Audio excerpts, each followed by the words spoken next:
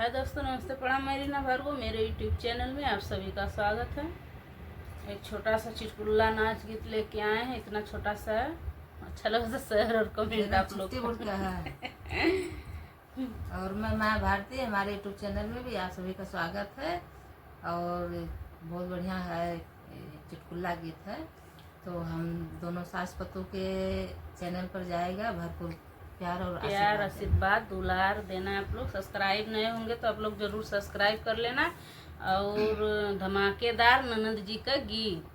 लंबी तोरी केसिया नसीली तोहरी अखिया नजरिया तोरे लागा, आई रे छोटी ननदी नजरिया तोरे लागा, आई रे छोटी ननदी नजरिया तोरे लागा, आई रे छोटी ननदी।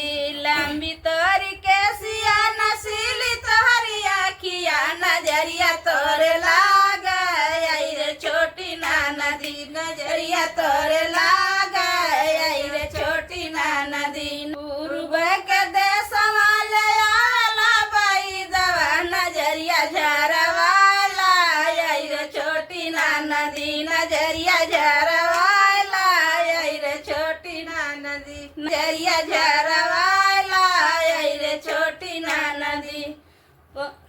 बई दवा तमांग बजी 5 रुपया 25 दे दिया, आई रे छोटी ननदी 25 दे दिया, आई रे छोटी ननदी। बई दवा तमांग भौजी 5 रुपया 25 दे दिया, आई रे छोटी ननदी 25 दे दिया, आई रे छोटी ननदी। नजरिया तोरे लागा, आई रे छोटी ननदी नजरिया तोरे लागा, आई रे छोटी ननदी। लंबी तोरी केसिया नसीली तोहरी अखिया नजरिया तोरे लागा, आई रे छोटी ननदी नजरिया तोरे लागा, आई रे छोटी ननदी। पूर्व के देश वाले नजरिया झरवाला, आई रे छोटी ननदी नजरिया झरवाला, आई रे छोटी ननदी नजरिया झरवाला, आई रे छोटी ननदी नजरिया झरवाला, आई रे छोटी ननदी।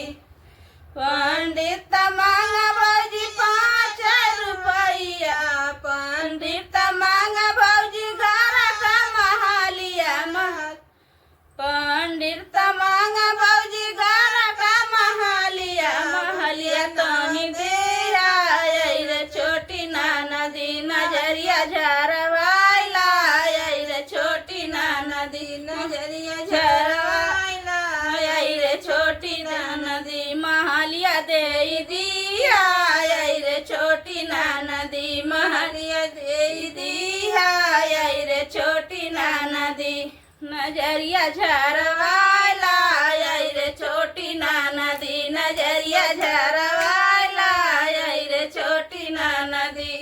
लंबी तोरी केसिया रसीली तोरी अखिया नजरिया तोरे लागा, आई रे छोटी ननदी नजरिया तोरे लागा, आई रे छोटी ननदी नजरिया तोरे लागा, आई रे छोटी ननदी।